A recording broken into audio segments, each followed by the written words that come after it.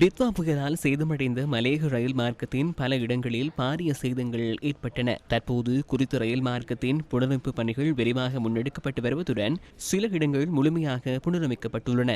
நானோயா அம்பேவிலுக்கு இடையில் 134வது மைல்கல்லுக்கு அருகில் சுமார் 120 அடி வரையிலான பகுதி முற்றாக மண்சரிவுக்கு உள்ளானதன் காரணமாகவே ரயில் போக்குவரத்து அம்பேவல வரை மட்டுப்படுத்தப்பட்டிருந்தது. தற்போது அந்த பகுதி முழுமையாக சீரமைக்கப்பட்டுள்ளதுடன் நாளை முதல் நானோயா பதுளைக்கு இடையே நாளாந்தம் 4 ரயில் சேவைகள் முன்னெடுக்கப்பட உள்ளன. இதேவேளை நானோயா ரயில் நிலையத்தில் சிக்கியிருந்த ரயில்களையும் இதன் மூலம் மீண்டும் சேவையில் ஈடுபடுத்த முடியும் என சுற்றுலாத்துறை பிரதி அமைச்சர் ருவான் ரணசிங்க தெரிவித்துள்ளார்.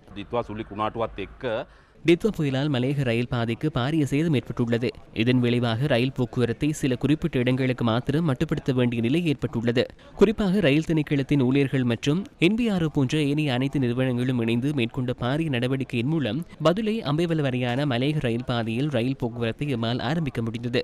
குறிப்பாக இப்பகுதி சுற்றுலாத்துறைக்கு மிகவும் முக்கியமானது ஒரு பகுதியாகும். அந்த வகையில் தற்போது அம்பேவல நானோயா இடையிலான பகுதியில் மீண்டும் ரயில் போக்குவரத்தை ஆரம்பிக்க எம்மால் சாத்தியமாகியுள்ளது. குறிப்பாக மற்றொரு விடயத்தை குறிப்பிட வேண்டும். நானோயா ரயில் நிலையத்தில் சில ரயில்கள் சிக்கியிருந்தன. அந்த ரயில்களையும் இப்போது எம்மால் மீண்டும் சேவையில் ஈடுபடுத்த முடியும். அதேபோல் நுவரெலியா நகரத்தோடு பெருமளவிலான சுற்றுலா பயணிகள் பதுளைக்கு வருவதற்கு நானோயா ரயில் நிலையம் ஊடாகவே இணைகின்றார்கள் என்பதை நாங்கள் அறிவோம். குறிப்பாக உள்நாட்டு சுற்றுலா பயணிகளுக்கு மீண்டும் வழமை போன்று மலேகத்தின் அழகிய ரயில் பயண அனுபவத்தை பெற்றுக்கொள்வதற்கு இது ஒரு சிறந்த வாய்ப்பாகும்.